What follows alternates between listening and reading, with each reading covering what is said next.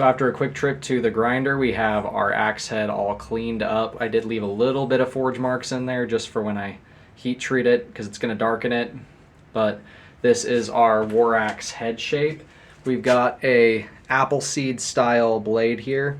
So it gets thinner here and then it gets thicker and thinner again. I don't know how you're going to be able to see that, but it kind of comes thin here, gets bulky right about there, and then tapers back down to the edge. It doesn't do it on the, well, it does it on both sides, top and bottom. Gets thin, then thick, then thin. And that's for cutting purposes. And we've got that classic Viking style hand axe, war axe shape going on. So let's get it heat treated, and then we'll come back over and mount it, put the edge on, and get the build all finished up, and then do some testing with it. So off to the forge, get everything heat treated. So I forgot to film heat treating, but it is now heat treated and hardened. It's also got that oil finish on it. We're going to leave that on most of the axe. We're just going to sharpen up the edge real fast, and then I'll be right back to you guys to show you our handle. So we've gone ahead and put our final edge on our axe head here, and it is ready to get mounted up. So let's prep the handle up.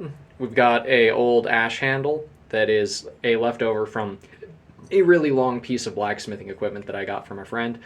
So yeah, let's get this mounted up, see what it looks like with a stick in it. So we've got our handle all hooked up and prettied up. We've got some brass pins in the top and bottom here in the middle of the front and back for just aesthetic inside of these cutout channels for grippage. So that way the handle's nice and grabby, won't slip out of the hand. We did a little twine wrap underneath the head in case you miss when you're chopping, so it will hit this instead of marring the wood. Keep the thing in pretty condition. We've got our edge, and I even put a bunch of little brass pins on a leather piece over the top of where it goes through the axe after I wedged it, just to kind of hide that top, make it a little cooler looking. So yeah, she's all finished up. Let's go test it. As any Viking raider would know, water bottles, worst enemy to raid. Tough as hell.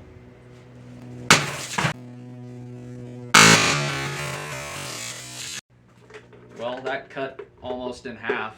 The edge on this is a lot smaller than these, so I'm not expecting to chop them in half. Maybe if I go closer up here to the cap, maybe.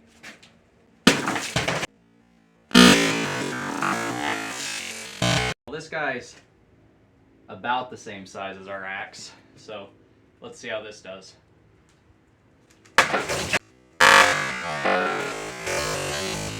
Hit him way up high and it cleaved him wide open.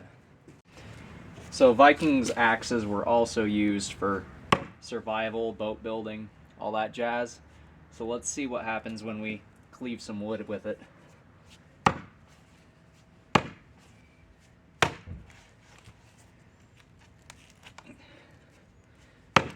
It sinks pretty deep, as you can see.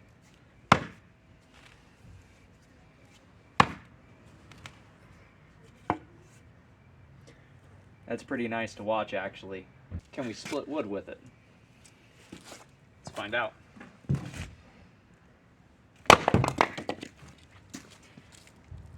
I'd say that's a yes. So that is our finished Viking Raider axe. I hope you guys like what you've seen. Go ahead and hit subscribe, like, all that jazz. Don't forget to hit the bell so you get notified when new builds come out. And if you guys are looking for a custom-made blade, axe, knife, sword, all that jazz, I've got them on my shop. Go check them out. Till next time, God bless, stay sharp out there.